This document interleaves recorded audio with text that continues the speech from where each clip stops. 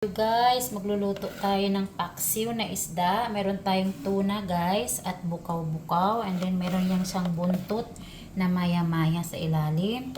Itong ating ingredients, meron na tayong bawang at luya and then chiling haba. Tapos may suka tayo. Mamaya na yung maglagay tayo ng paminta. So pwede na natin ilagay ang ating bawang at luya. Pinagsama ko na silang dalawa. Lagay na din natin ang ating isda. Yan yung tuna guys. Napakasariwa. Itong ating bukaw-bukaw. Yan guys. And then, buntot ng maya-maya. Maglagay tayo ng suka. Maglagay tayo ng tubig. Yan. Maglagay tayo ng chiling haba. Start na natin ang ating apoy. Maglagay tayo ng paminta.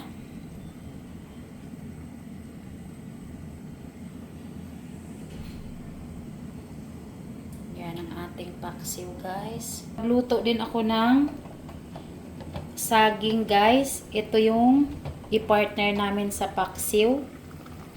So yan ang ating saging na saba. Yan ang ating dinner guys. Partner natin mamaya guys sa paksiw na is. Check natin guys ang ating paksiw. Ayan. Maglagay tayo guys ng pampalasa.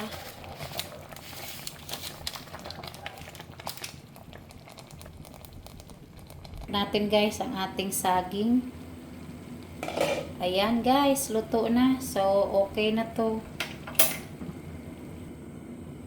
Maglagay tayo ng konting asin guys.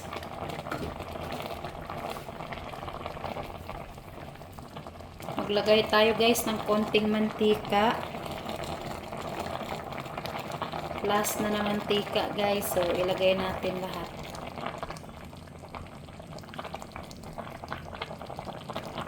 Baliktarin ko nga to guys.